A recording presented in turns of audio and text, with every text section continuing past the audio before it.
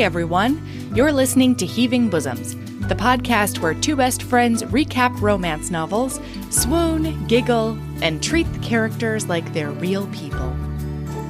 This week, we're keeping it really simple, and we're jumping straight into this delightful book.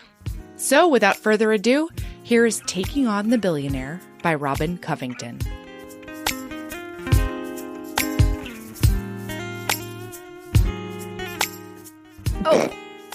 Wait, we don't have a countdown anymore. Wait, did you hear the thing come up? Yeah, it talks to you now. It's a new thing. Well, that was very... I know, it's jarring, isn't it? Recording in progress, Zoom says. Thank you, Zoom. Oh, no, it told me this meeting is being recorded, and then it made me consent to it. Whoa. I mean, I'm glad. We're all about consent here, you know? So I guess. It's really on brand. Thanks, Zoom. Thanks for your support. Thank you for your service, our consent Zoom. Boners. Yeah. What are we doing? An episode? We doing an episode? We're doing an episode. Did you like Book? I liked Book. I think I wasn't, like, in the mood for Book is the problem. But Book was good. Objectively good. Yeah. Book did everything it was supposed to do.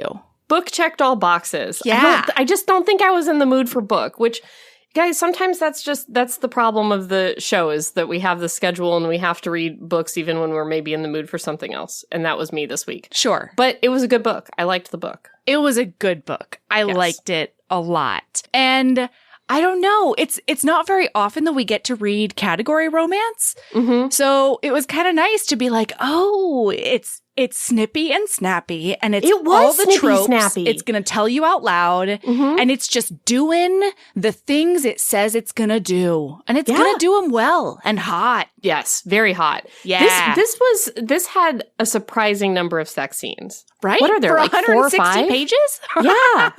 Especially since you also got like a metric fuck ton of story in it. Yeah, and the sex scenes were long. Like, they weren't like montage out. Like, you got all the sex every time. She did not slouch on the sex. No. There's no slouching over here, Robin Covington. Robin.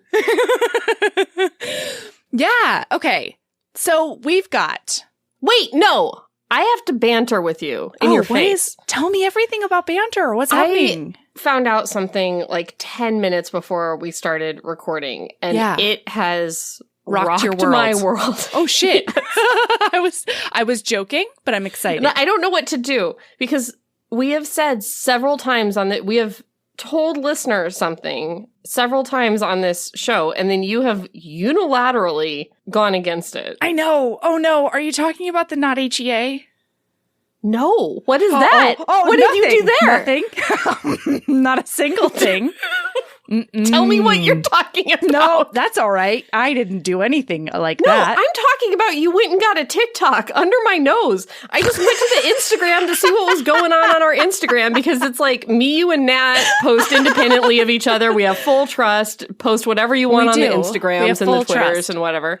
Yeah. And I see a fucking TikTok you made. Okay, listen. We said we would not do it. We don't have a TikTok. We don't. It says Heaving Bosoms Pod TikTok on the video. I saw it. It's a water. We don't. I saw it. It's Listen, a I'm not watermark. gaslighting you. That watermark is there. To me. Yes. That watermark is there, but I contend that we still technically don't have a TikTok. I'm not making TikToks, Melody. No, I know. Here's what happened. And it's not like on principle. It's not like those kids and their TikTok. I'm a curmudgeon. I don't have time for this. I cannot make a TikTok. We don't have time. We don't have the brain space for it. I don't know how to learn. I'm not making Sarah teach me. You guys. I hear you. Sarah Whitney on TikTok has a great TikTok. She does. Check out her TikTok. She does some fun funny. shit on TikTok. I'm not asking her to teach me. I don't have the time. No, I know. Okay. Listen. All right, explain yourself. Can I explain? Can I defend myself in front of listener? Okay? Because you have come for me in a way that is fair. And so I must defend myself. Didn't know how that sentence was going to end. Was ready to respond. I know. I can see it. I can see you gearing up for it. Okay. So first of all, we spoke about this fucking months ago. We decided, you and I, that we were just going to get the handle for the TikToks so that we would have the handle and nobody else could take the handle. I don't recall. But we weren't going to do anything with it. I think this is a conversation that you had with Natalie. That's not. No, it was Aaron. It was Aaron. No, it was not. Listen, you've got a lot going on, and it was you and me, baby. And it was a long time ago. It might have been even like over a year ago. Okay, it might have been like at the inception of TikTok. Okay. We were like, at the very least, we have to. Used a lot of weeds, and I have not co-signed on. How dare you? Okay. Second of all, I didn't make a TikTok. I made a reel via TikTok. I tried to make a reel. But reel, you can't put two different songs on it. I don't know what the fuck Instagram's doing. Or maybe I'm just the oldest millennial in the history of the world. We are geriatric millennials. We are geriatric millennials. No, but I went to go, like, try to make this reel, and it was like, fuck you in your face. There's no way that you can put two different kinds of music on this. You can try 8 different ways, and you can Google. And I was like, you know what? I'm too old for this. I can't.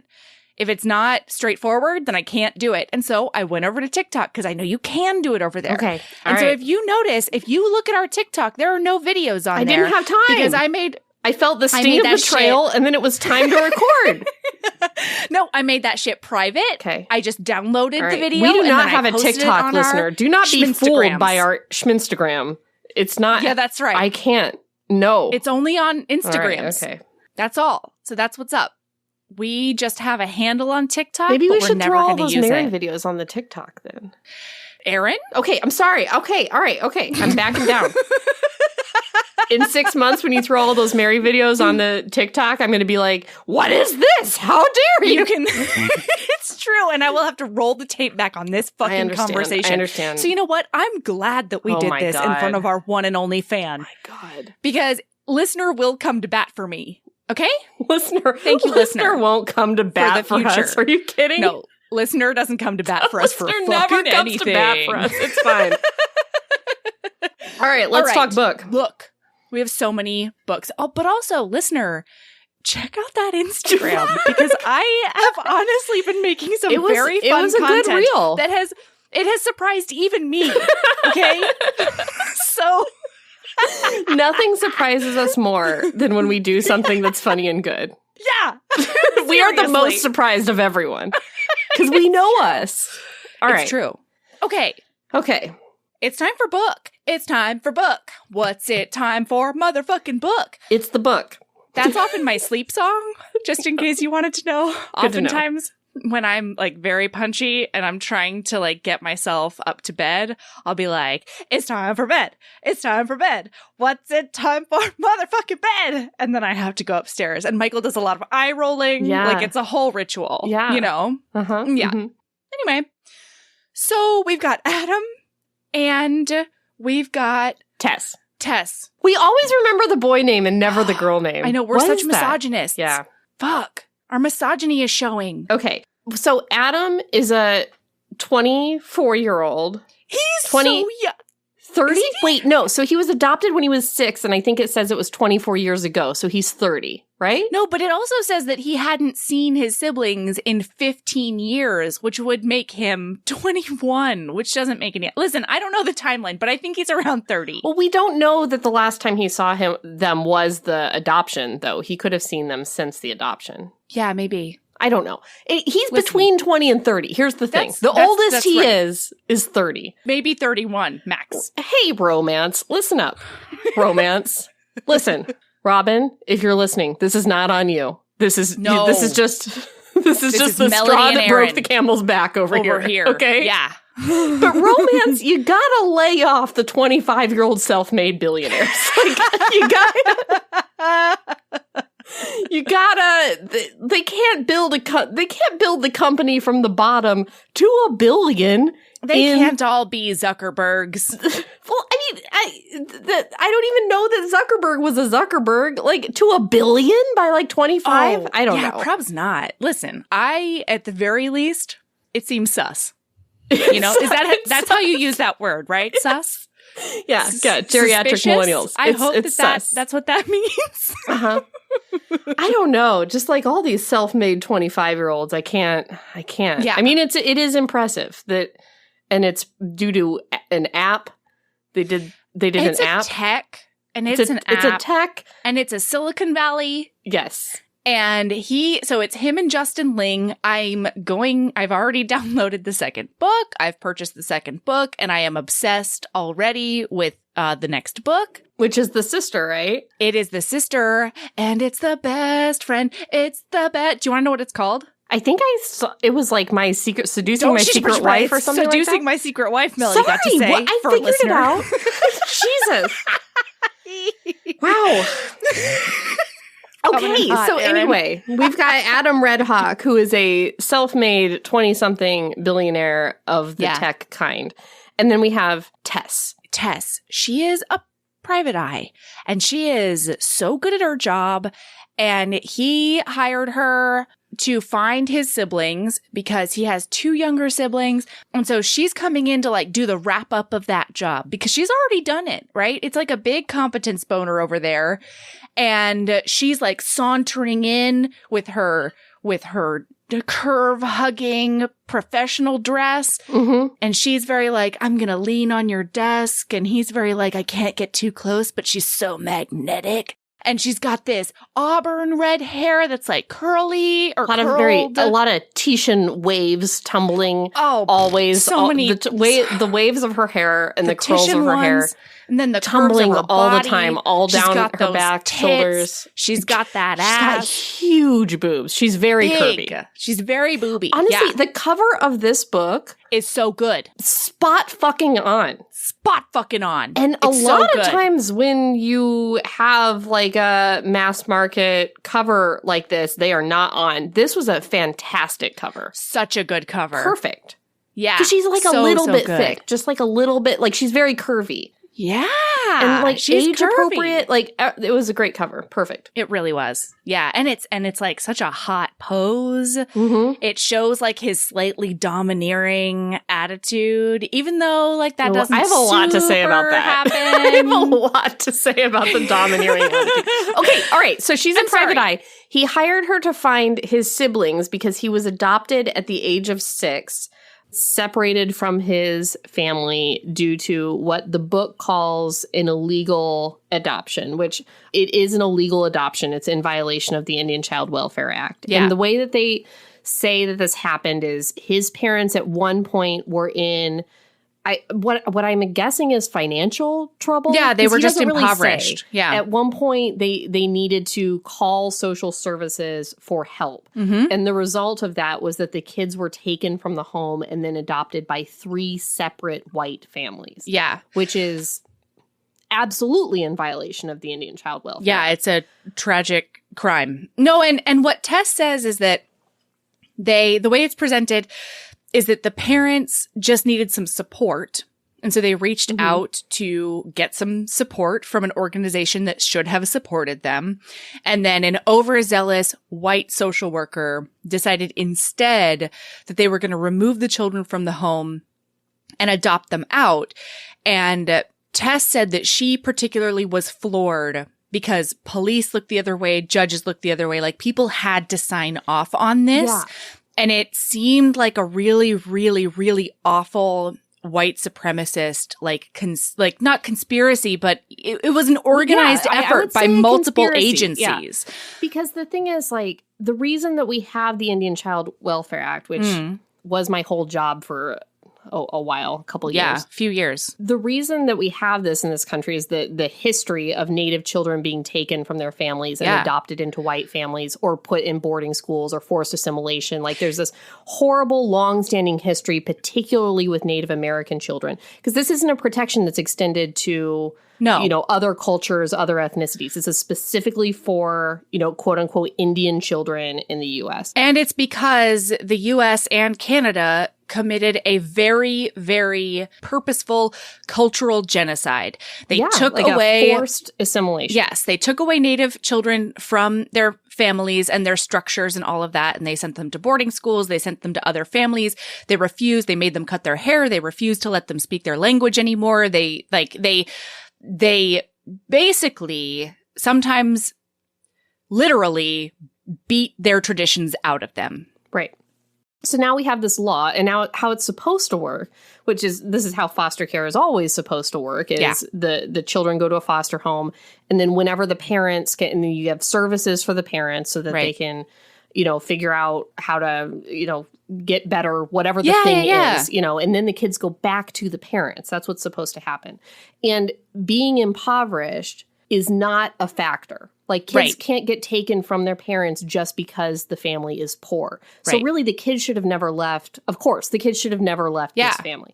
But then after that, to get adopted out, first the kids would go to a family member. And then if not that family member, an extended family member. And if not an extended family member, then you have to find what is called an Indian custodian. And sometimes it's a little complicated, but an Indian custodian is like, if it's customary in your tribe to like drop your kids off at somebody's house that's a not family member while you go sort yourself out and then come back, like you find that person for that family, and then somebody else in the tribe if you can't find an Indian custodian, and then somebody that's not in the tribe but is maybe Native American. Like there's all these levels before you get to placing the kids with a non-Native family. Right. So there are all these protections. Like the kids have lawyers and guardians ad litem.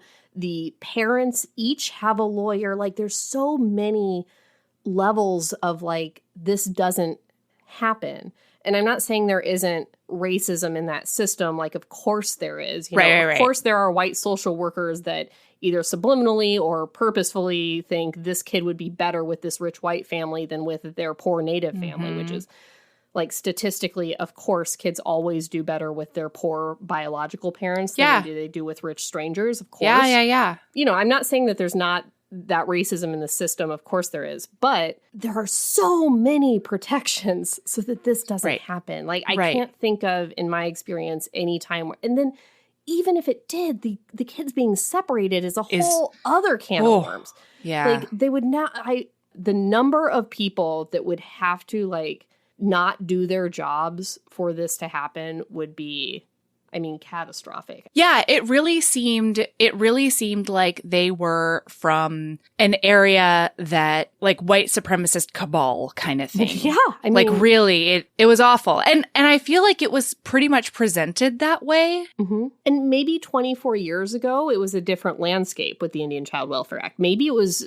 fairly ignored, That's who a definite possibility. I don't know. I'm not saying Native kids don't get adopted by white families. Like, it happens. But there are so many layers of trying for that not to happen. To try to find another Native person to take the child or another family member, get them back to the parents. This is just like the worst level of how the system could fail is what happened to Adam. And I'm really glad, like, it wasn't sugar-coated. No. She just very directly called it what it was. Yeah. It was like, it's a human rights violation is what happened to him. Yeah, absolutely. And there are, like, legal recourses, too. Like, these kids could, as adults or, whatever, they could sue the pants off of these people. And they should. Yeah, they should. And the tribe could, too. Mm-hmm. The tribe has their own lawyer. The tribe is a party in this situation. Like, I just don't know how this would happen. It's awful. But, it happened to Adam, and it was really rough. Tragic. Jesus. Yes. So he hired Tess to find his two siblings. They're twins, and they're much younger than him. I got the feeling they were like 2 and he was 6 when they were adopted out. Well, when they were stolen. Mm-hmm. And he ended up with, I really wanted more backstory on this a little bit. And I was wondering if I missed a book or a series that it came from, I don't know. But he was adopted by a really, really affluent white family who moved him to California. But also, why? Why did they adopt him? I don't get it. Yeah, it seems like neither of them really wanted him. And I don't know if it was like a status thing or... What would it be? I don't know. The whole thing is very terrible for Adam as a character, but it was very confusing. Yeah. Why this horrible family wanted him in the first place if the dad's just so hell-bent on destroying his life. It's so strange. Yeah. I sort of needed the dots to be connected a tiny bit more there, or maybe I just missed a previous story that's totally possible. I know this is book 1 in this series, but it's very possible that, like, you know, he was a character in something else that then transferred to this series. I don't know. Obviously, like, it happens sometimes where kids are adopted out of foster care and they're treated poorly by the adoptive parents. Like, that happens. It's horrible, but it happens. Just like racism in the system. It happens. Right. But I don't know, like, what, in those situations, it's like, the people were fostering the kids for, like, the money. For an income. Or they, like, adopted them because they wanted somebody to, like, take care of their house. Or, you know, like, horrible stuff like that. And but this family, I don't get it. Rich. They're affluent and, I don't get it. Neither of them have any interest, it seems, in him. So I was just very confused as to why he was there in the first place. Right. But anyway, so now he's grown. He's found his family, and we find out that, like, he doesn't really have any kind of... Oh, hey, HBs. I don't know if you've heard, but we have a Patreon. For as little as $5 a month, you get over 150 bonus episodes, most of which include Aaron, videos of regular episodes, author hangouts, and so much more. Do you want to hear Aaron and I recap every single episode of Crash Landing on You? What about a little film called Psycho Stripper? Do you want more recaps of ridiculous Thanksgiving and other holiday books and movies? And how do you feel about Naima Simone and I recapping amazing reality TV? All of that and more is on the Patreon. There's so much content at your fingertips as soon as you sign up. Seriously, hours and hours. Anyway, it's patreon.com/Heaving Bosoms Podcast if you want to check it out. And of course, that link is in the show notes. Keep being a badass. Of real relationship with his adoptive mom because she is sort of a shell of a human being after making a lot of compromises to be with a really, really horrendous rich dude for the richness of it all. And then the dad is like a legit mustache twirling, gonna ruin everybody finance guy. He is he's bad through and through. Total villain. There's nothing good about this guy. No, he's horrendous. So we've got Tess and Adam, and she's coming in to be like, hey, I've got this folder. About your Melody is shaking her boobs all around if you're not watching the video. So she has the from folder. His perspective, they are so hot for each other from page 1. They are so into each other. It's so good. They cannot stop. Like, that's everything like is sexual all the time. And like, she's coming in to like tell him about his siblings that she found. And it's like, it's a very emotional time for him because he like opens up the folder and he like tears up, but then he's immediately like, my penis is hard. Like, it's very like, I'm sad, but also horny all the time. Because she like touches his arm, and then as he pulls back, her hand like goes all the way down his arm, and then they end up linking fingers. Listen, I have never linked my fingers with my boss, but I've also never had a boss I wanted to fuck. But he's not like really, I mean, I guess she works for him, but it's not like, You're right. Yeah. He's a client. She's not his employee. Yeah. Mm-mm. So anyway, he's like, listen, Tess, you're the best in the business. You're the best in the biz. It's true. It's true. I know. It's so funny. It's so funny. I know. I'm a clown. I'm a Muppet. Yeah. So he's like, you're so good at this, and you did such a good job on this, and you were so fucking efficient. I need you for another job. And it's going to be the hardest one of your career, and you're going to save my life if you do it. She's like, I'm not qualified to do it. And he's like, I don't fucking care. I know you can. You're the best put your in the mind biz. to it. That fucking brain in your hot head is gonna make it happen. So someone is trying to steal the secrets of the app of the $1 billion business that he does have, and then sabotage app. They're trying to go public. But if app gets leaked to other app people, corporate espionage. That's the one. Corporate espionage. Then they won't be able to go public with app and make all the monies. And The app is like supposed to change the world. It's supposed to make your Android talk to your iOS system. My God. All the, I mean, right? that would really change the world. Seriously. Gosh. If we could only. Hey, app people.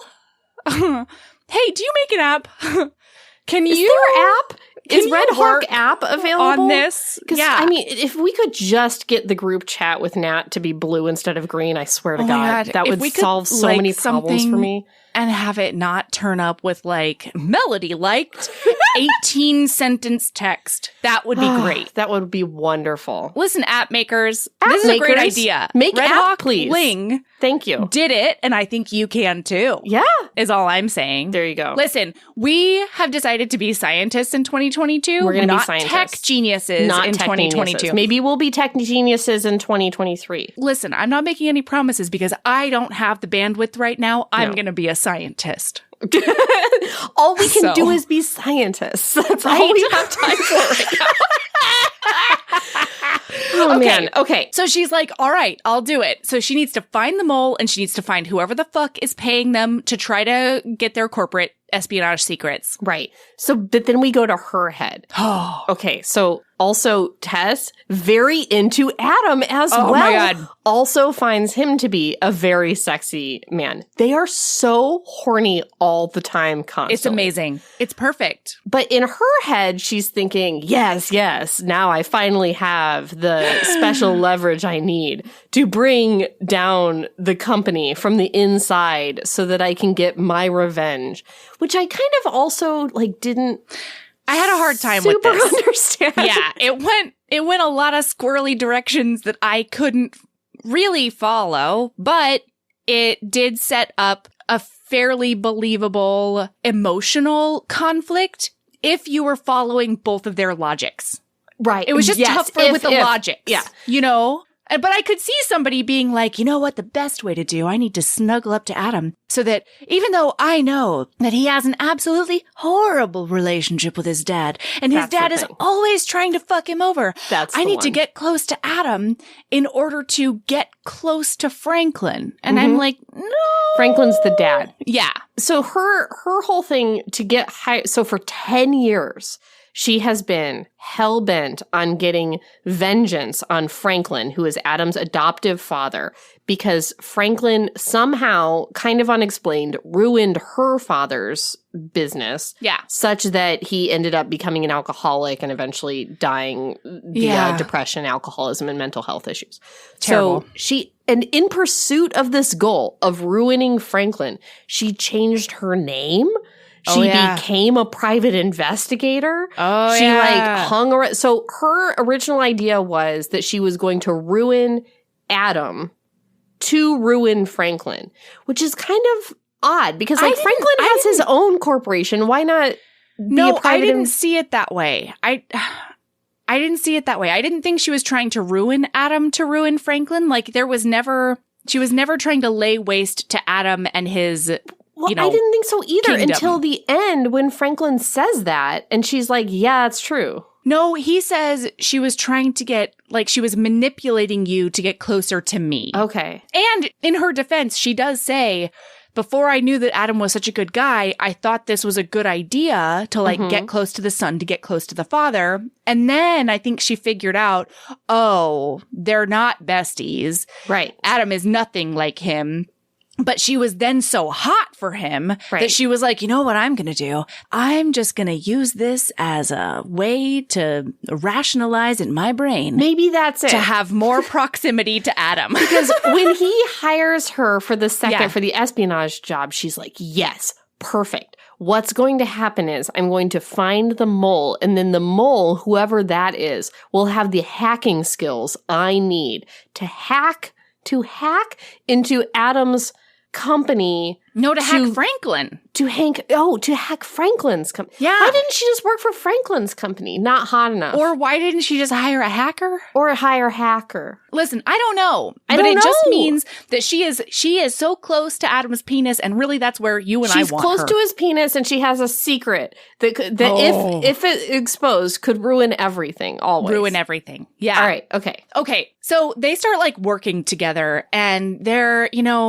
the haze of, papers all over the office and her coffee office. cups. He has a very clean office. She has a very papers everywhere office. Sure. Yeah. Mm-hmm. Then, all of a sudden, Franklin shows up. Dun, dun, dun. Yes. He gets past Adam's secretary, Estelle.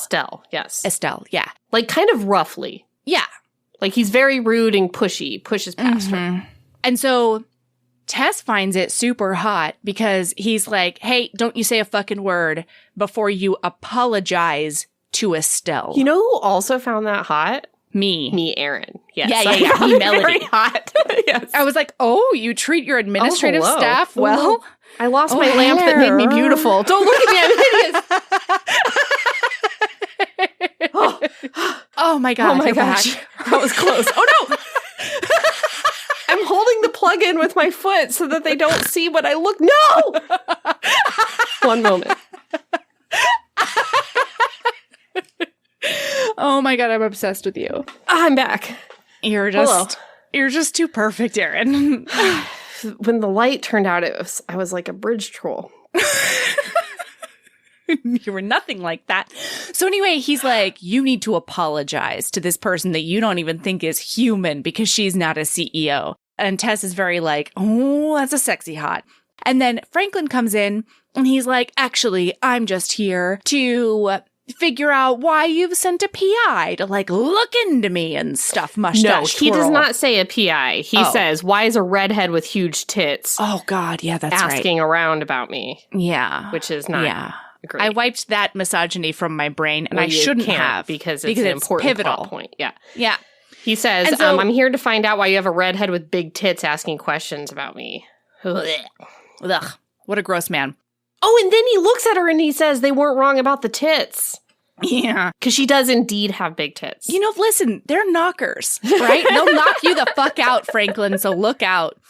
So Adam then takes his big, tall, athletic, lean body, which is described a lot in 160 pages, and I did not hate it. Often. Yes, but Didn't also hate the bodies are often described. Oh, yeah. With words, descriptive words. It's good shit. Adjectives. We're cooking with gas over here, Aaron. Writers in 2023. Grammar.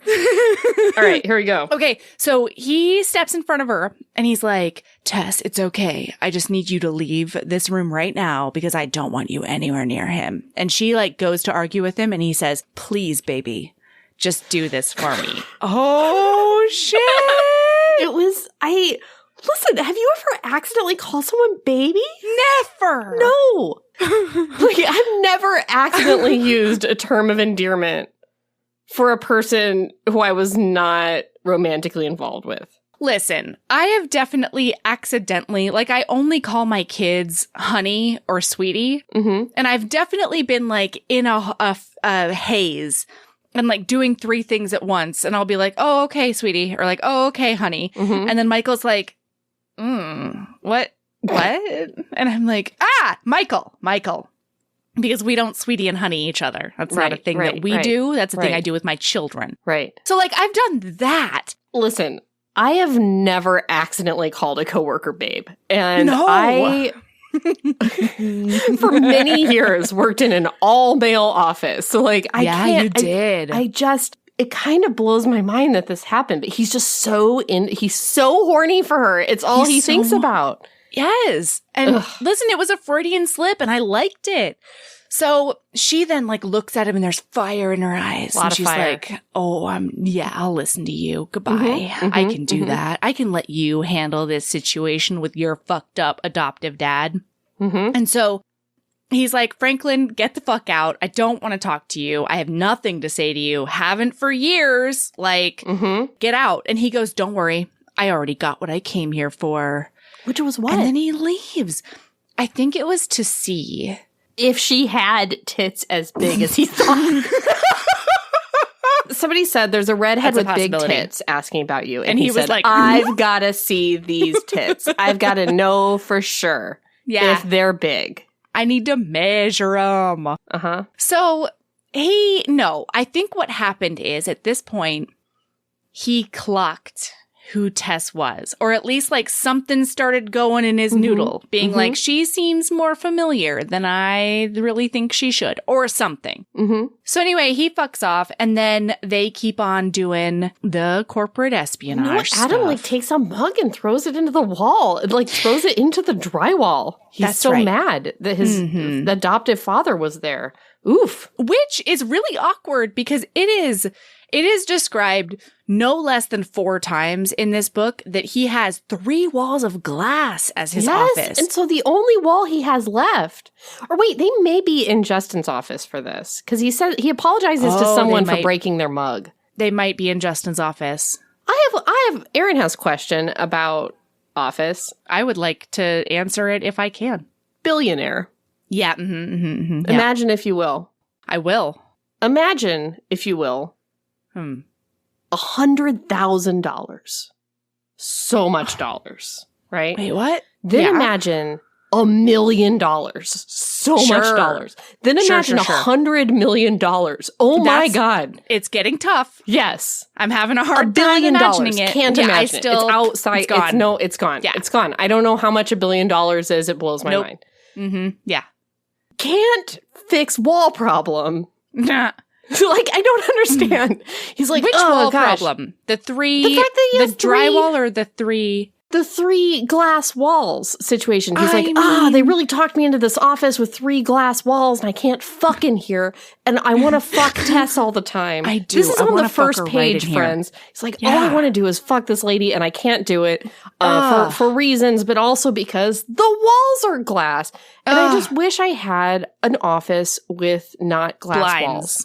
Sir! Listen, he fixes it by the end. He just wasn't motivated up until he thought Tess was a possibility. He could pay $1 million for this wall. He could call a contractor and be like, $1 million if you do this by close of business. For your finest wall! And he would not notice it. He would not notice the $1 million was gone. Just build a wall, my friend. Terrifying to me. Yeah, it's true. Or go to a different office. Get a different office. Literally go take a helicopter somewhere. Let's switch offices. Fucking your helicopter, friend. Like, it's not hard. Fix your bathtub, Resand. Like, I don't understand. He's small. Like, is it like that thing where it's like, I went to the doctor in May and I owe them $7 and they keep sending me like a final notice. And I'm like, the $7. Like, I can pay the $7. I just keep forgetting. Like, is that it? Yeah, it's like the nagging thing, the bathtub, the wall, that they're just like, I can't even think about that right now. And it's just the thing that the longer it goes, the more of a thing it becomes. And it just becomes a whole deal. It's just an anxiety ball at the end of it. Yeah. Is that it? Is that what these billionaires' problems is? I don't get it. Anyway, okay. Okay, what happens next? Is Observatory next? No. I'm sorry. Melody, we got to meet Mia, the sister. Well, first, Justin, the best friend, is like, you called that chick baby. And then we meet Mia, who is Tess's sister, who she did have to adopt when she was like, when Tess was like 20. Yeah. They talk about the family thing, but basically she has a little sister who is a side character who is cute and fun. And I feel like she might be book 3 with Roan. I'm hoping. Yeah. Man, is this whole family just gonna like they're just line gonna up and fuck each other? I guess. Yeah. All right. So then it's late at night at Red Hawkling. That's right. And her office light is on and he sees it and he's like, you know what? I shouldn't do it. I shouldn't. I'm not going to fight this any longer. I'm going to fuck that private investigator. So he goes into her. That's the thing. He doesn't go in there with like the intent, but it just kind of like is. Listen, they've been fighting it for months, Erin. Both of them. Right. So he goes into her office to tell her to like go home. Yeah. And I think he like orders her to go home. And then she's wearing glasses like your glasses, but with like a sexy glasses chain and has like a whole librarian thing going on. As if I don't have a librarian thing going on. You do, but she also has the chain as well. But like, it's true. I just have the sexy headphones. It's not like these, all right? It's not like Erin's glasses. Okay, so then she says something to the effect of like, yeah, I've heard you're very good at giving orders. Like in the bedroom. Because I guess in the course of finding his siblings, which shouldn't have been like you just do a people search on that bad boy. No, whoa, But Erin. She first of all, yes, I have a thesis to write about this real quick. Okay. First of all, she's got to vet every client. She's the best PI in the biz, right? She doesn't want to work for just anybody. She's got to vet this motherfucker. So she's got to find out about his sex life? It happens. It just came up, you know? Like, she can't control what other people are going to tell her. Listen. Okay, fine. Listen. If he had a sex life that was bonkers, okay, I understand that this might have happened. Like, if she's vetting Christian Grey, if you're vetting somebody who has a bonkers sex life, who has like a sex room, who has sex contracts, who is like known in certain circles as being sexually out there. Or particular. Yeah. I'm just saying, this guy has a very vanilla sex life. I don't see you finding out about it via just talking to people. I do love that she did, though. You know? Yeah. But then she said, but I got psyched when she was like, you give orders. And then he said something, like he has a reputation for being very dominating in the bedroom whereas he isn't in real life. And I was very like, excited. I'm very into whatever secretary play we're going to have here because she's like got the sexy librarian thing. They're at an office. He's the CEO. Like I'm ready for this. And then it turned out that he's like, not at all bossy in the bedroom and is actually kind of like more bossy in real life, I found. Yeah, that's true. He's like, take your antibiotics and like throwing the mug in the thing. And, you know, like that, I also really liked that. Yeah, I loved it. But I'm just like, it seemed the opposite. It seemed like he was bossy in real life and then very like, is this cool? Is this cool? Is this cool? Can I, do you mind if I, which is fine. That's great. Loved it. But it doesn't ring true for this thing. Yeah, this statement. Anyway, and so she's like, I heard you're really good at giving orders.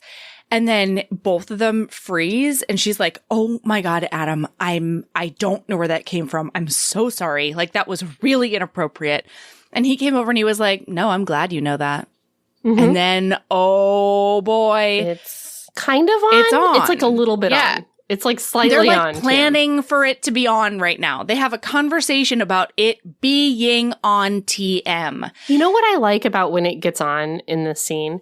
Is it starts to be on, like he's thinking about kissing her, and then it never says that he did. It just goes right into what the kiss is like. Yeah. I really like that because it seemed to me like he never even made the decision to kiss her. It happened, and then the sensations were happening. That makes sense. Yes, it does. And I really liked, because I even felt it from her perspective, where she's like, oh my gosh, is it going to happen? Is it going to happen? Is it going to happen? It's happening. Oh, it was so good, Robin Covington. That was a really cool choice. So then he's like, well, I'm late for a thing. And it's like, I can't go down on you right now. Why did you come in here? Why did you start this? He couldn't help himself, Erin. So they decide at some point, I think it's pre-kiss, they decide, maybe it's, I don't know, they're going to have like a no strings attached sexual escapade where they're going to have sex and be work colleagues and friends. And then when work is over, yes, sex is over, relationship is over. She doesn't want to become entangled in him because she is trying to bring down his father by the blip, blip, blip, blip, blip, blip. And he's billionaire, very busy. So busy. So he's like, get on my bike. Yeah, immediately after they negotiate this. He's like, have you ever been a groupie before? And she's like, I don't know what that means, but if it means getting on your motorcycle, I'm cool with it. So he puts her on his motorcycle and then he drives her to this like sort of, Bing, just a bar. Boom bong. Bird click. Is it ball caps with Erin? Motorcycle safety with Erin. Oh, also that. Yeah. Apparently, like a couple chapters later, it says something like he had an extra helmet. But for a little while, I thought that she was not wearing a helmet, which I'm like, don't ride around where San Francisco or whatever with no helmet. She is very specifically she changed into a t-shirt dress before they left. And I was like, listen, come on. All the gear, all the time. It's the number You have one to wear the rule gear. of motorcycle safety. And he's not wearing a gear. He's just wearing a t-shirt. She's wearing a dress, and definitely not the right footwear. Friends, if you are going to ride on a motorcycle, you need a motorcycle jacket. You need the right footwear. The very least, you need to be wearing jeans. You can't wear a dress. Jeans are minimum. And I speak from experience. One time, I wore a dress on a motorcycle, and we did crash that motorcycle, and it did hurt very bad, even though we weren't going very fast. We were probably going like 20 miles an hour. And boy, did it hurt my legs. The end. Wow, Aaron. Mm-hmm. Wait, is this fairly recent? No, the this last, happened in 5 Thailand. years? Oh, okay. Okay, gotcha. That was one of the many hijinks of... Wow, Thailand was to rough Thailand. for you. Yeah. Aaron, you really got all the calamities happening I got to hurt you. on Coral. I got in a motorcycle accident. I had really the thing, bing boom bong Thailand times. The thing that like after Thailand really took precedent was the dengue fever situation.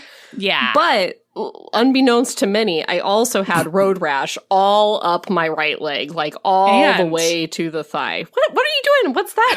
What's that? No, what's that motion? That thing that happened to you. Oh yeah, that other thing that happened. That's at the $5,000 level. I didn't even remember that. Whew. That happened so early in the trip. We were still in Bangkok when that happened. No, wait. That was in Chiang Mai. I don't remember, but I remember it being in like a very nice room where we were staying. Like Listen, a nice air-conditioned place. That happened to a very notable celebrity too. Yes, so it did. It's okay. Hey, it happened. Why did you do that on this video? Why did you touch your nose? I don't like it. I don't love what you did. I don't love this and it's such a disgraceful thing. It's not a disgraceful thing. I just know that you had a hard time. Stop it right now. With it. You stop it right now. Not even like telling me to stop it. And so we are moving on. That is for the $500 tier of the Patreon. You're right. Okay. I'm going to start drafting that tier today. Stay tuned, patrons. So wear your gear when you ride a motorcycle. I don't care how hot the guy is. That's what we were talking Uber about. And let him crash his motorcycle and get hurt. That's right. He can but make then his they do choices. get there, and he puts on a ball cap that, Clark Kent style ball cap. It's fine. He goes into this bar with her, and what the fuck? He's a hot drummer. Band. He's a drummer. Which makes sense because there were drumsticks in his office. She literally picks up one. This was a sexy thing that happened when they were talking earlier. Right. She picked up one of the drumsticks and started twirling it in her fingers, and he like delicately plucked it out of her fingers and put it back on the desk, like where it was supposed to be. Oof. Didn't hate that. But then she's like, "You're a drummer?" And it's like, what do you think? He just likes drumsticks? That's very strange. She thought they were a prop. It's really funny. Anyway, so she talks to Justin Ling because Justin is there to support his BFF. And Justin is very like, so this is on TM. Yeah. Because he smooches her in front of everybody multiple times. Yeah, I liked it. You don't have a conversation about having a casual, no-strings-attached professional/sexual relationship and then immediately take her to see your band and make out with her in front of everyone. Hey, HBs. I started an Etsy store. Did you know? Right now, it's full of all the St. Vincent items you need. Because St. Vincent is thoughtful and cozy all year round. We've got a book sleeve to keep your books, planners, e-readers, or really anything else safe when you're on the go. The inside is fuzzy, and they feel so incredibly lush in your hands. I went round and round with the manufacturers to make sure I had just the right thickness. Those feature art of St. Vincent and Evie during their carriage adventure that was painted by the amazing Mayara Faraz on one side, and then I created a St. Vincent Would Always wreath on the other side that has a bunch of little Easter egg items in it. There's a St. Vincent Would Always warm brick enamel pin. It's like, if you know, you know. I designed a special edition Marriage of Convenience candle that is specific to Devil in Winter with the help of HB Jen at Post Pouring Company. It combines dark amber for St. Vincent and rosewood for Evie. And it smells so delicious. It's hard to even wrap my brain around. So if you want to treat yourself or be the St. Vincent you want to see in the world by getting a care package for a friend, check out our Etsy store. The link is in the show notes. Everybody. Adam Redhawk does, and I liked it. I didn't hate it. I was just like, Anna, what are you doing? No, I know. And she was like immediately okay with it. It's because these kids know deep in their hearts they are meant for each other. And so they can say all the words they want to say out loud, but they can't help it. Aaron, they can't help it. I did really like the moment where he gets off I'm sorry, I interrupted you again. No, please. I like the moment where he gets off the stage and he takes a drink of her beer. And she's like, That's my drink. Is that how you treat your groupies? And he says, if you were any good at being a groupie, you'd have a cold beer waiting for me. And I loved that. I swooned big. Sploosh. Loved it. Oh my God. So then, now we're Wait. No, Yes. and Justin, real quick, Justin is like, it's on TM, and what are your intentions with my best friend? Don't hurt him. It's very cute. What are your That's all. intentions with me? I think that's a callback. I think I've told that story multiple times on the podcast. You have told that story. It's a good one. Okay, so now we're at the observatory. And I think, this is not the first time that romance characters have broken into an observatory on the Heaving Bosoms podcast. Because I think I've told the story where I broke into an observatory on the Heaving Bosoms podcast. No, I think I have no memory of this, so it's not like... Please tell it now. It's not like a good long story. We broke into an observatory so we could see an eclipse. It's not a big good So why story. would you think you had told that story before No, then? it's just like when it's just when I read it, I was like, I've done this. And then I was like, I know that I've talked about it on the show. I know that I did. Listener, that's all. This has been a momentous day. How dare you? We found out. Fuck off. How dare you? Mean. Okay, so he's like, I need to take you to my favorite place. She's so salty. I have to take you to my favorite place. I used to love coming here because I knew that it's really sweet. He's like, I knew that it was, the stars were it's a Fievel moment. It's a Fievel moment. It's a good Somewhere this is not the first time we've sung Fievel either. I think this has happened in another book. Oh my God. Anyway, he's like, I looked at the stars and I knew that my siblings were under the same stars and shit, and it's adorable. Where are the parents? I don't know. The parents didn't die. The understanding is that the parents reached out to social services and then these kids were wrenched away and put with these families. And so does he not... There's nothing in the book that says the parents are dead or anything. Like, why did he try to find the parents? It also doesn't say that he ever looked for the parents. Yeah, what's up with the very parents? confused about that. Okay, I thought maybe I had herbsed it or something. No, I don't remember reading about it. And I was wondering because I loved that he was looking for his siblings, but I was like, there are those parents that you were ripped away from. I bet they would like to have a quick chat at the very least. Maybe they died because broken heart. Maybe, but like, but that would be nice to know. I probably would, Anyway. Oh man, so they get to this observatory. Boy, they do some sexy shit. He puts her on a wall. Like a rough wall. But she doesn't mind. A rock wall. Yeah. And I loved it. And he goes to town on her. He goes right down there. Boy. But he's very like, can I do this to you? Oh, I know. Are you cool with this? Is this still something you want? Which is great. Loved it. But it's not the bossy man I was promised 2 chapters ago. That's all I'm saying. Agreed. I hear you. Agreed. Loved it, though. Okay, now it's work times again. They're working. And, Aaron. Yes? What happened? They're working. Something happens. Think that they are working and he asks her on a date is the next thing that happens. That's right. He's basically like, would you like to go out? They're eating like Chinese takeout every night. And she's like, a girl cannot subsist on Chinese takeout alone. First of all, that's true, a damn but lie. I've definitely done it. Yes. But he's like, do you want to go out on a date with me? Which is kind of nuts because like, what's nuts is like, he asks her to go out on a date, and it's very like, should I ask? And she's like, should I go? And it's like, you went to see his band. That's the most date thing that you can do. You made out with him after he jumped off the stage after drumming on his drums, and then he took you to his special observatory place. Like, and then he went down on you. Oh, doesn't she also give him a handy? Yeah, she gives him a handy at the observatory too, and it's a hot one. Yeah. It's not like a lame handy. It's a good one.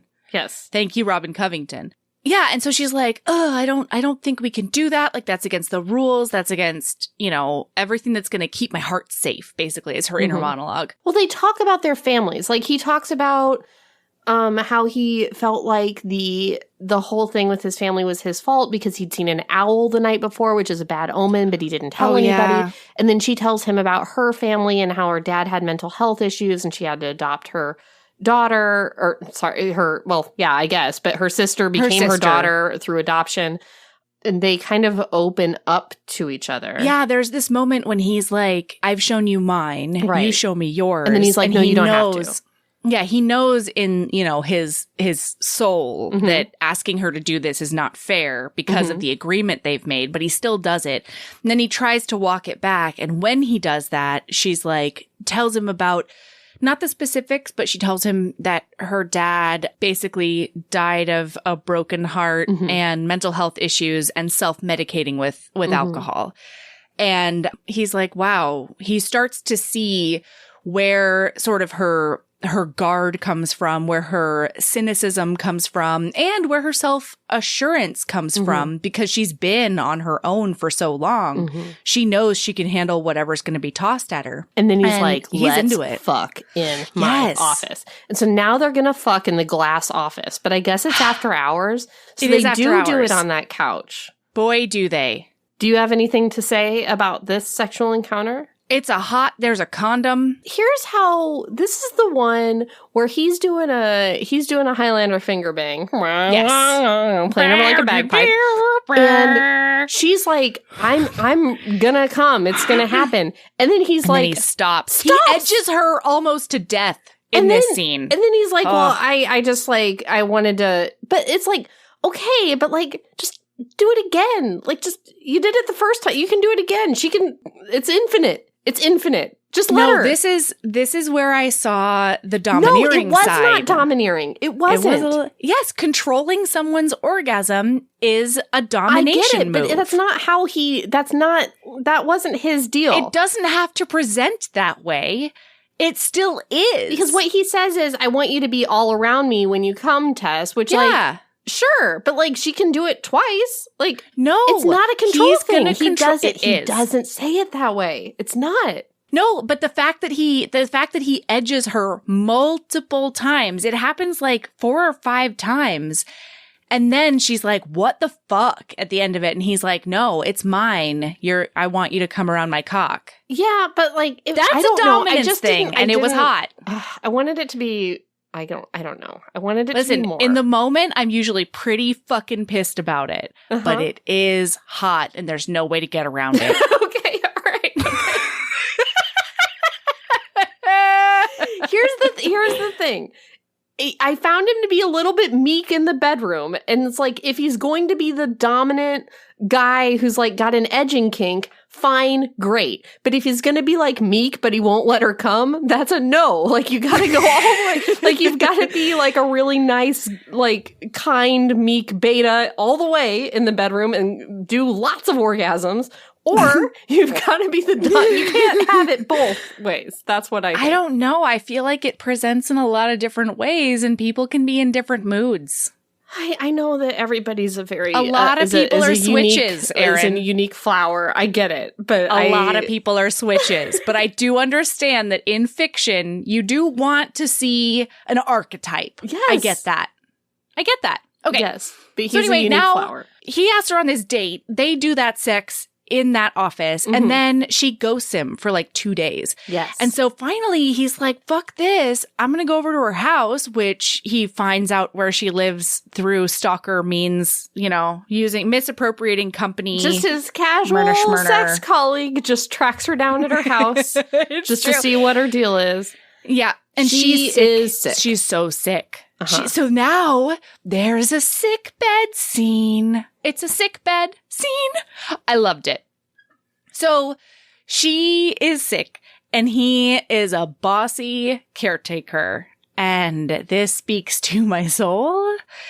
I like it. He's like, take your meds. Why didn't you tell anybody that you need your meds? Like, how dare you? You go take a shower. I'm going to go make you an omelet. And I don't want to hear anything about it. I loved that. It was hot. I like a bossy caretaker. You know what I don't like is a no-call, no-show employee. I don't like it when... I hear you. What the hell is that? They work together. Yeah. She's not going to call anybody sent off and an say email? I'm sick for a couple of days? That's nuts. What is that? Yeah. Especially in like a client relationship. Yes. She's not like returning his calls and stuff. Is she so sick she can't text him, I'm sick? I found this to be completely suspicious. I didn't like it at all. 2 days of not coming to work and not answering any texts. You better be in a fucking coma, Tess. I would have been pissed if I was him and she was just like, I have a little bit of a cold. I have a fever. Whatever. Anyway. I need an antibiotic.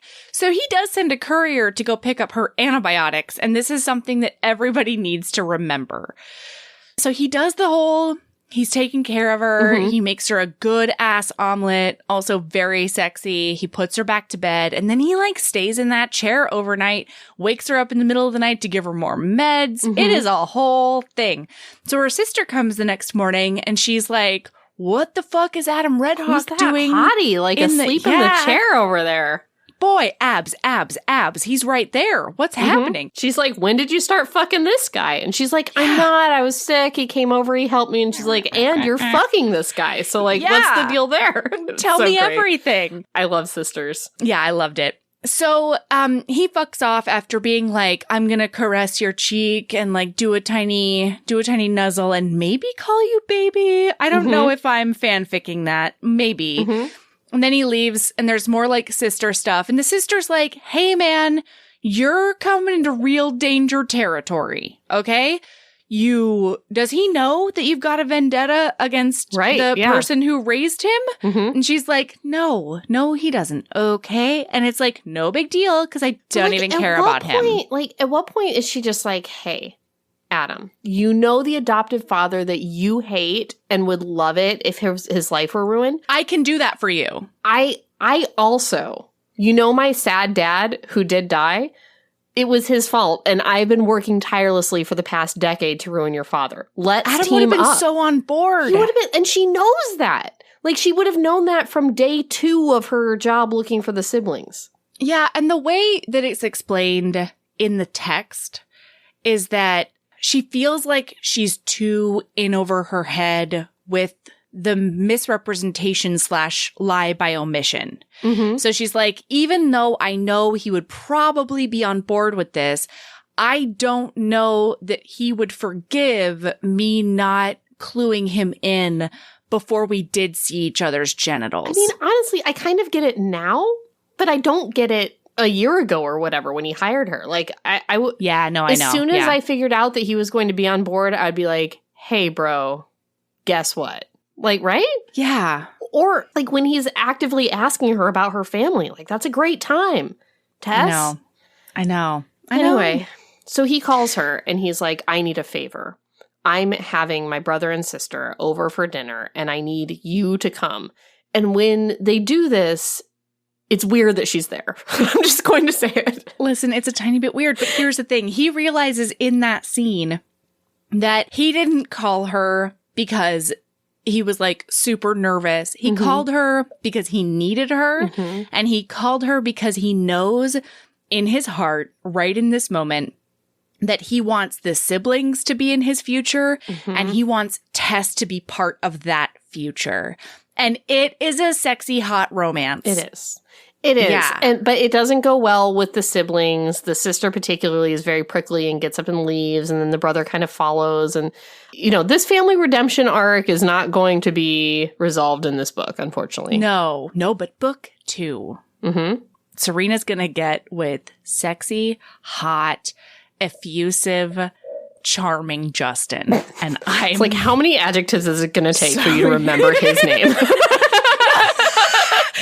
I was trying to encapsulate his personality for listeners. Yes. Okay, that's our job. Yes, right. With this podcast. Yeah. Okay. Adjectives in 2023.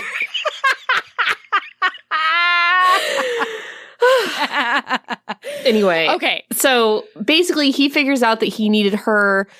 He says, I want you to tell me you need me right now, even if it's not true. Lie. And she's like, I need you, but it's like not a lie.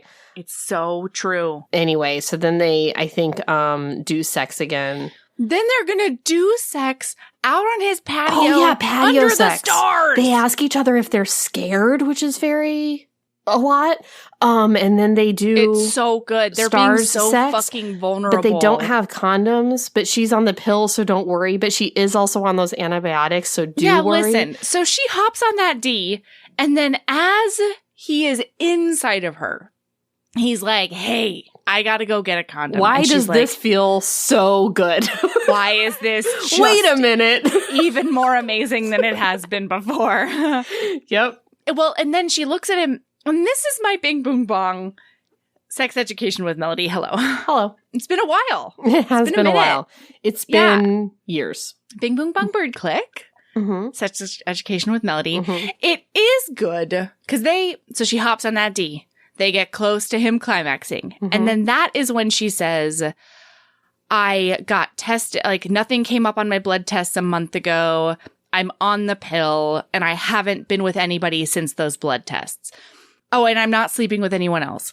Meanwhile, let's recall they are joined, mm-hmm. if you will. Mm-hmm. And so then he's like, I had blood tests 3 months ago. I haven't been with anybody else, and I'm not sleeping with anyone right now either. They're like, so, but bing boom bong, please have that conversation before your genitals are actually in contact with one another. It's hard to think when you're mid intercourse. Not to mention that, like, sure, she might be on the pill, but like, what if he hadn't been tested in the last year and a half? True. He's already inside you, man. It's over. Mm-hmm. Whatever he's got, you've got a chance of big, giant chance of getting. So like, try to have that conversation before skin to skin / mm-hmm. Things go into mucous membranes, mm-hmm. all this stuff. I mean, really, they should have that conversation before before the first time. I mean, because he's going down on her with his mouth parts and all the stuff. Yeah, agreed. Anyway, so she's like, I am on the pill. No worries. I need to come and I need to make you come. Mm-hmm. And he's like, all of my dreams are coming true. I'm super into it. Let's go. Consent all the way. Mm-hmm. So they finish. And then this is the first time that they're going to sleep over together. Mm-hmm. And it's a big change in their relationship because up until this point, it's been all cars and offices. I kind of feel like when they were looking at each other and they were like, are you scared? Yes. I'm always scared. Are you scared? I'm also scared. Like, I felt like that was the time. Because, like, there's, like, no frame of reference for what they're talking about.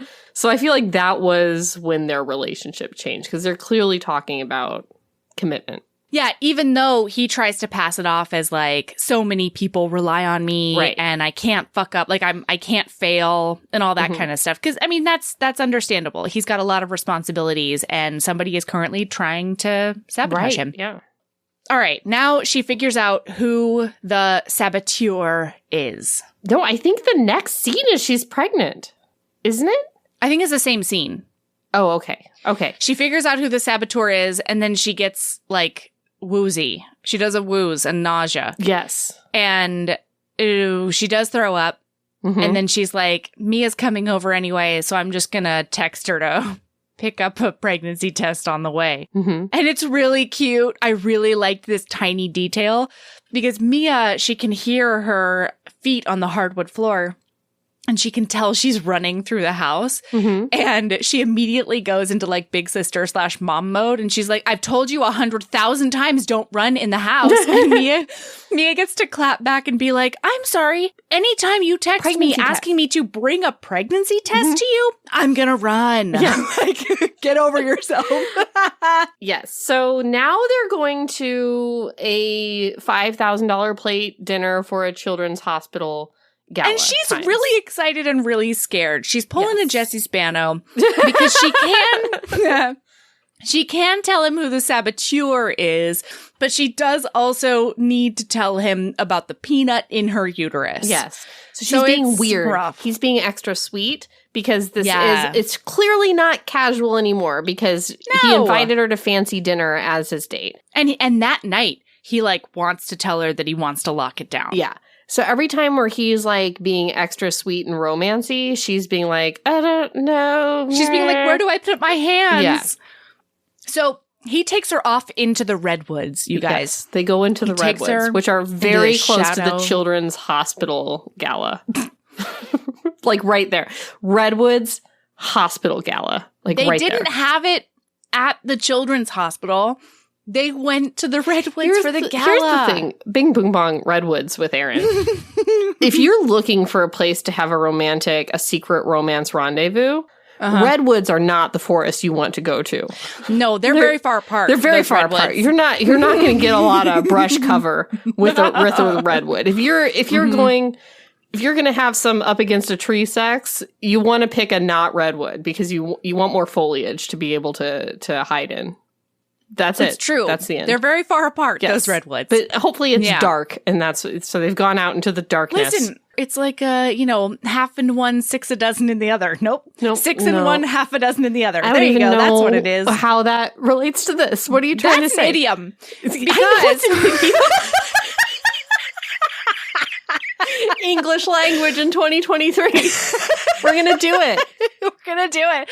No, so on the one hand, they're very far apart. There's not a lot of brush coverage. Doop-de-doo. However, the diameter of those suckers, you could have an orgy behind one. And at the right angle, no one will see you. But if they do walk around. You exactly said it. At the right angle, no one would see. But at the wrong angle, everyone would see. And if you're in a regular deciduous forest, you're going to be able to find brush cover such that from any angle, you're gonna be in a good situation. It's true. Here's the thing: if you're gonna have sex in the forest, make it a deciduous forest.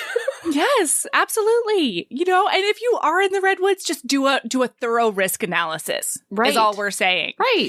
Anyway, they don't have sex out there. I don't even know. They're not even gonna have sex out there. They're just gonna have a chat. And so they do go out there, and it's a big romance because they're in the shadows and they're in this like ancient, beautiful forest, and they are at a place where they're giving money to sick children. And so she's like, I've got some news. And he's like, tell me everything. She's like, I'm really scared to tell you. But she feels like, so this is her plan. She's going to tell him about the pregnancy. Mm-hmm. She's going to tell him about her, former plan of, 10 years revenge. Mm-hmm. And then she's going to tell him who the saboteur is. Mm-hmm.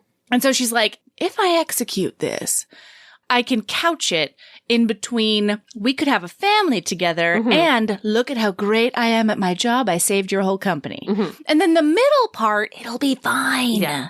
Right. So she tells him about the baby. And he's very excited. He's very excited. She's like, I know you didn't want this. And he's like, yeah, but until now. But now that you've told me, I'm so excited about baby. Yeah. Then she's like, okay, I have to tell you the truth about other things. Then he says, what is it? I have to know everything if I'm going to protect us. Which is like, from what? Yes. I don't understand. Also, she's the PI. Right. Exactly. So then the dad comes out of the shadows. They were at the wrong angle to hide from the dad. It's true. They didn't do a thorough risk analysis. Yeah. And he's like, oh, hello, Tess Roberts, which is a different last name than the name she originally other times Which is a different last name. Because she changed her name for reasons to throw off the scent of her revenge. revenge, vengeance reasons. So then the dad's like, oh, she didn't tell you? She's been using you to get close to me because she's trying to revenge me all the time. You're just a ploy for her revenge plot. And then Adam's like, is it true? It's very she's all that. Is it true? Am I a bet? Is it true? Am I a bet? It's true. That's true. And she does a dumb because she decides in this moment not to quibble. No. She's just like, you know what? The best thing I can do is I should just agree with the mustache twirling. She doesn't even try to explain herself. No. It's not like she tries it's true. and is interrupted. She just, she's like, yep, what he says is true. It was a all $300 bet, and I won it. And I won. It was a bet, and I won. It was. Yeah. So he's big mad, big hurt, big betrayed. And so he fucks off. And the dad is like, I will ruin you. It. I ruined your dad and I can ruin you too. I just did. Yes. And so she can't get a hold of him now. And it's been tough for her. It's been like, I don't know, 36 hours. And Mia is like, you need to go get him back. You know that you love him. Just go. And she's like, you know what I can do? Even if I can't get him back. The jobs. I need to do my job. I'm a good private investigator, is what she says. Yeah, no, bing, boom, bong, do your fucking job with Erin. Do your job. Yeah, well, she's gone for a week. You don't get in a fight with your boss and then just not come to your job anymore. I did that one time, and you know what happened? What? I got fired. Is that how you got fired from Staples? No, you quit Staples. No, I quit Staples. I took off my copy center apron and I threw it on the ground. You huffed out of there. No, that's how I got fired from the movie theater. For many years, I thought that I quit, but I was years later informed that I was, in fact, fired. But I thought that I quit. I don't know. Sometimes it's murky. But that's the thing. I got in a fight with my boss, and then I stopped going as much as I should have. And you can't do that. No, also, he does fire her in this moment, sort of. But it's not a week. This isn't the week time. Because she shows up at his office and she, like, storms past the security. She storms past Estelle and she's just like, here I am. She hasn't been there for a week, right? No, this is not the week time. No. Okay, all right, okay. I don't think so. Okay, I am 73% sure this is not the week time. That's high for us. I know. We're almost never that sure of anything. Yeah.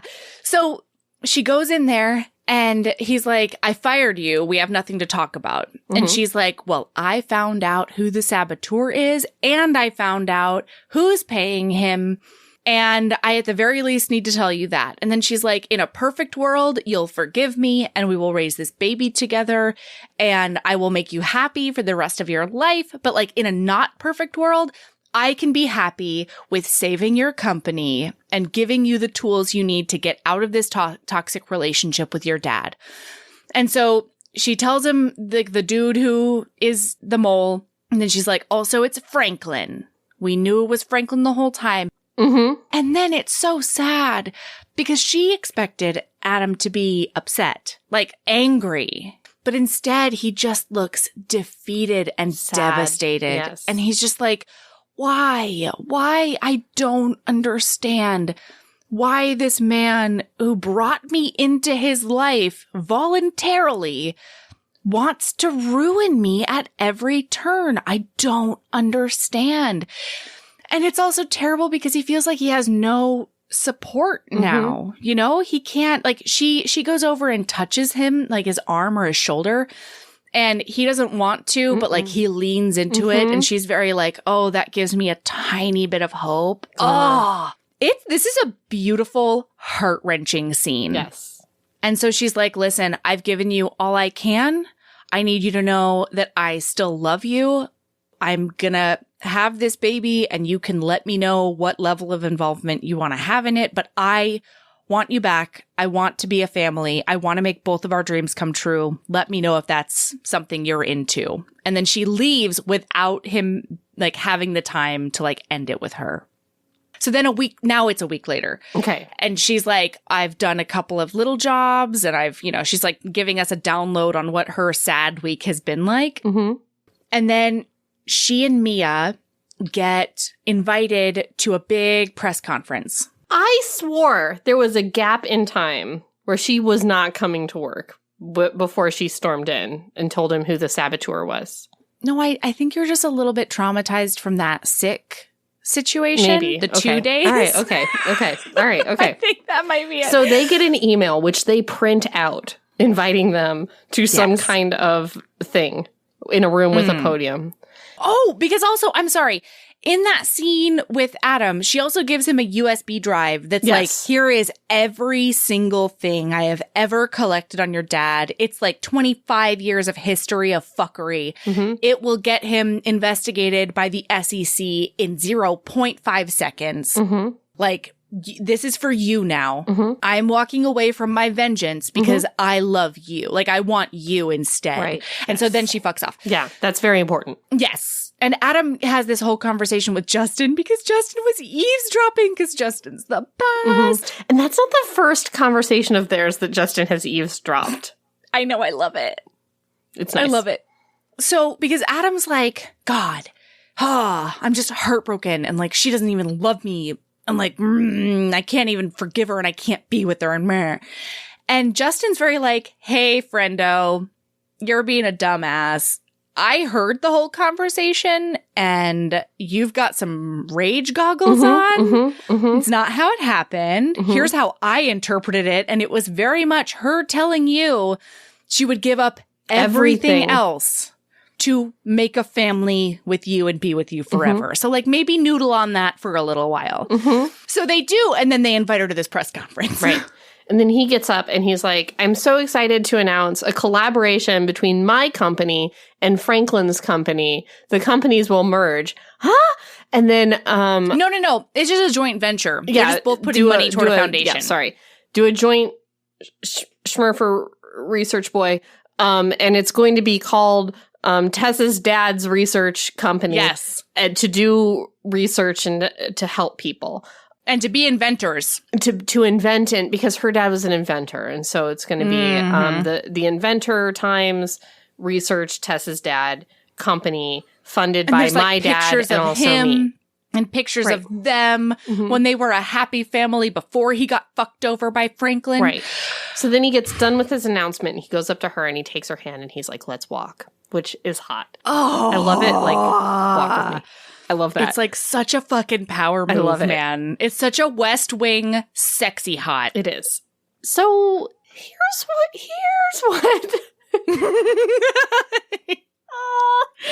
what Adam decided to do, which is a grand gesture that did win Tess back and they are in love. What a happily ever after. What a happily ever after. He did find out. What he did do was he did find out that his dad was engaging in a lot of illegal activities and ruining a lot of people and stealing a lot of money from a lot of people.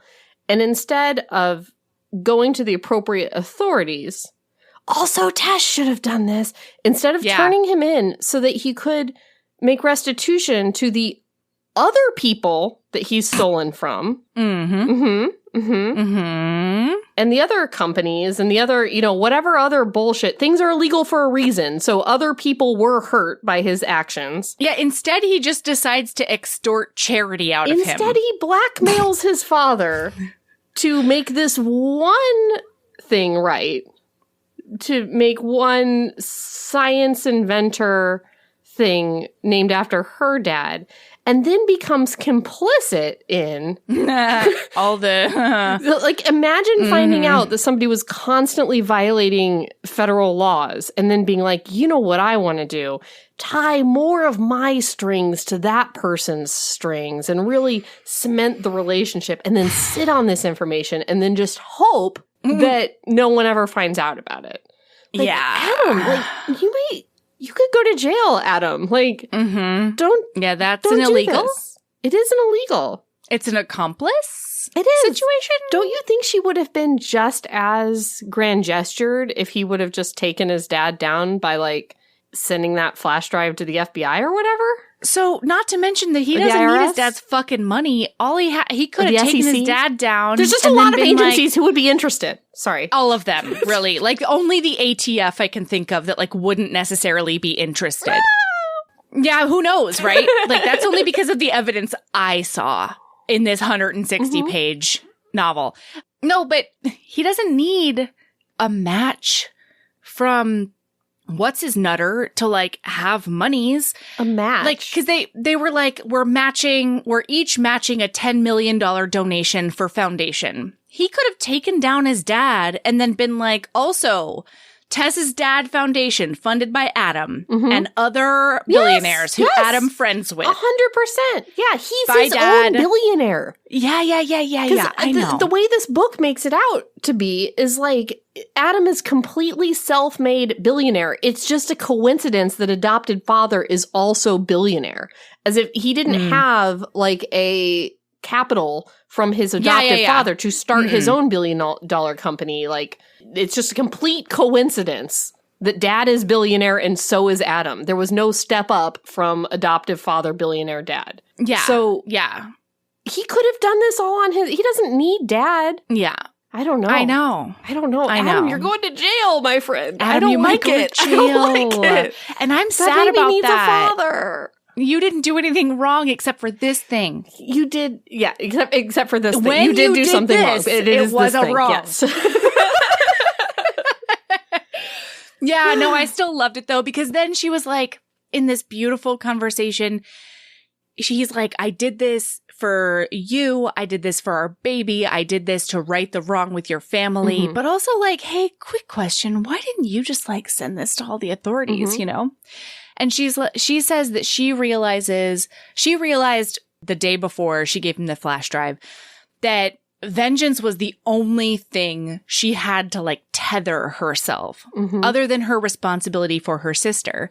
And so she could have sort of taken down Franklin before, but she was always being like, no, I need a little bit more. I need a little bit more. I need a little bit more, because she felt like she could only honor her dad's memory by sort of like subconsciously becoming him and having this obsession and like keeping his obsession with revenge alive. If she let it go, she would have nothing left. It was the only thing fueling her. And then if she accomplishes that goal, then what is she? What does she have?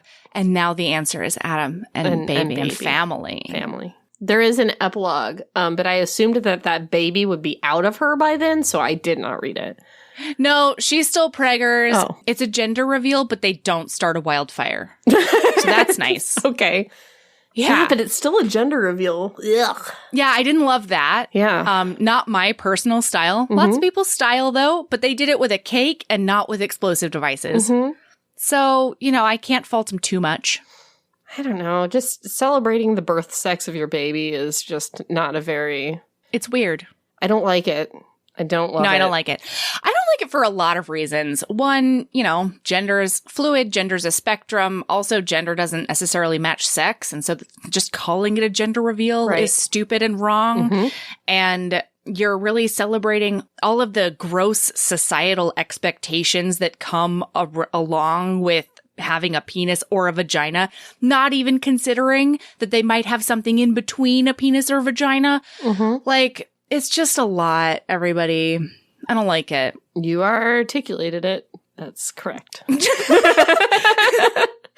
No, everybody, that was the weird thing about both times I was pregnant. Everybody was like, what are you having? And I had a baby. But you also didn't find out, right? Yeah, I didn't want to find out. I didn't find out with either of them. So it was like this one last thing. Because I also didn't want to have any preconceived notions. You know, I didn't want to like hope for a boy or a girl or, you know, whatever. I just wanted to find out then. And so it was great. I really liked doing it that way. Anyway. All right. So, Erin, do you have a lady love? I do. Does that mean you want to go first? Listener, I just need you to remember that trolling is my love language. So if you thought to yourself, man, speaking of breaking into observatories, but like something actually happens when you do it, you should watch a Lovecraft Country. I watched an eclipse. Oh, I'm sorry. My light went off again.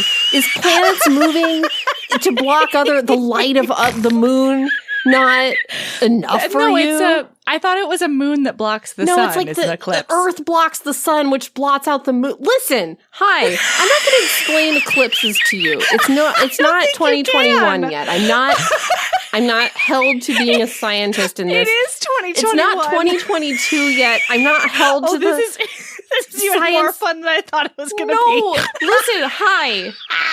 An eclipse happened. It was a good story that I told. Eclipses are real. Stop denying science. And it is currently 2021 and it will be 2022. I'm good at telling stories and charming. You are both of those things, not in that moment. But you are both of those things. I'm going to plug in my lamp now. You tell your lady love. I will. That worked out way better than I thought it was going to. Shut up. But you, listener, if you have slept on Lovecraft Country, don't. It's so good. It is on an HBO, I'm pretty sure. And it has every actor that is so good in it. It is, man, it's kind of a horror. It's kind of a sci-fi. And it's all steeped in like racial inequality, specifically in like 1950s Chicago / America. Because they actually take a road trip that goes all over. They go, listen, it's so good. There is a horror element. It is a scary sometimes, but there's also like a witchy element. It's so good. Go watch a Lovecraft Country. They do break into an observatory, and there is some interdimensional travel as a result. Well, that's not as cool as when I broke into the observatory. That is not as cool as an eclipse, which I watched from there. Yeah. So what's your lady love, Erin? Because mine was great. I had a different show to recommend. So this is the first time. So besides Eyes of Silver, Eyes of Gold, this is our first Native American main character. Yep. Well, except for Split, but we're not going to count that because that was written gross. No, because that was racist. Yes, it was a racist bad book. Yeah. That was a bad book that was also kind of racist. And like it's very that was the one where she was like, I got a job as a newscaster because of affirmative action. Because, no. She said because of her exotic looks. She's like, I've always gotten by because I can play on my exotic native looks. It's like, nah. Not to mention that, no, it was. And that's not even like. There are like 25 other things wrong with that book that are so that thing offensive. is racist as fuck. Anyway, sorry. But like she was, I guess, technically a Native American heroine that we read. And then Eyes of Silver, Eyes of Gold. But that was a Western where I feel like that's far more common. And in America Times. Yeah, America Times, Western Times. I feel like you see a lot more Native American main characters when it's like the Wild West, like that kind of thing. And you don't see a lot of Native representation in contemporary times. And recently there's a show on Hulu called Reservation Dogs. Have you seen it? No, I haven't. So good. It's written, produced, acted, everything all by Native people. It's a Taika Waititi vehicle, so it's not all Native American people, but all Indigenous people. Cool. But I think the writers and the actors, for the most part, are Native Americans. And it's just really good. It's really got a Taika Waititi feel in that it's like, it's funny, but also quirky and it's very heartfelt and dramatic. And like poignant. Yeah. And, if you spent time on reservations, I feel like it's pretty true to the feel is good, and I don't know what I'm hearing from my Native friends is it feels good. It's a good representation. Totally. Yeah, and you just don't see that. I don't think there has been a show like that where it's like an all-native cast and not that I can think of all that. So, since we're reading this book, I thought I'd recommend that. And then also, God, we read another book with gross representation. What was it?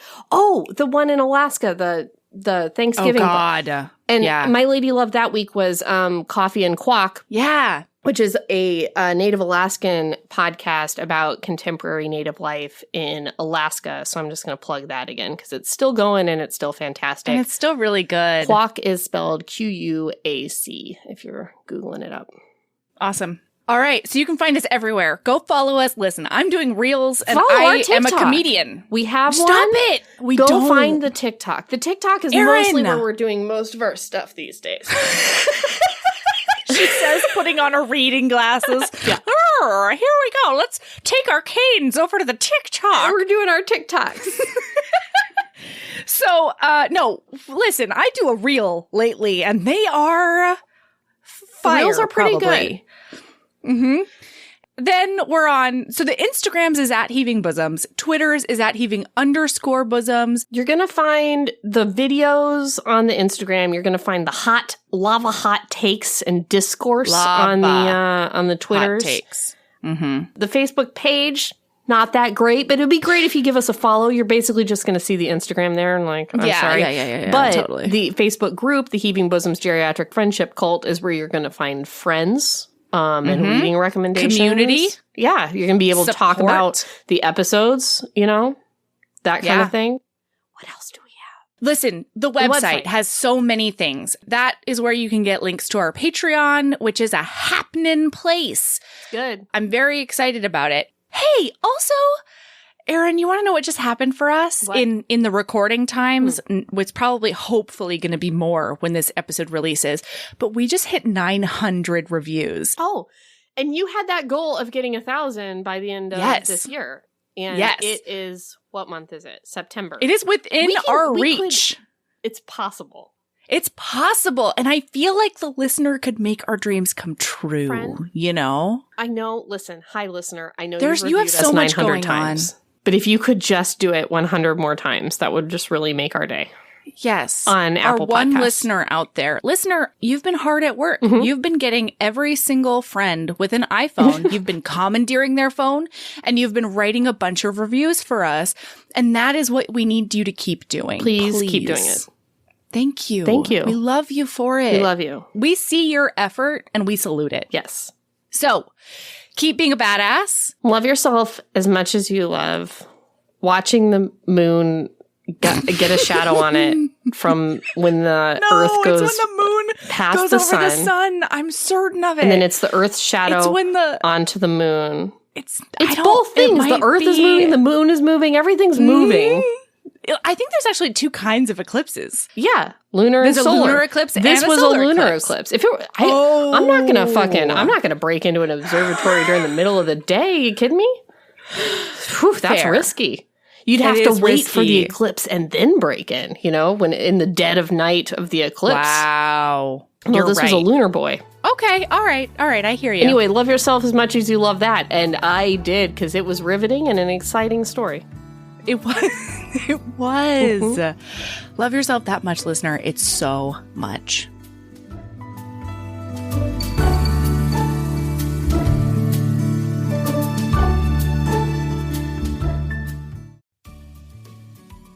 Hey, you. Yes, listener, you. Are you loving the show? If so, please leave a rating and review in your podcast app. The 90 seconds you take to say something nice not only helps new people find the show, but it makes me super smile over at HBHQ. Also, I've had a few people ask, and the answer is yes. We are still doing the 5-star bribe. If you leave us a review with 5 stars, then we'll do whatever book you want. We're real deep into the list, though, so it might be a while. Lilas! Okay, back to the show.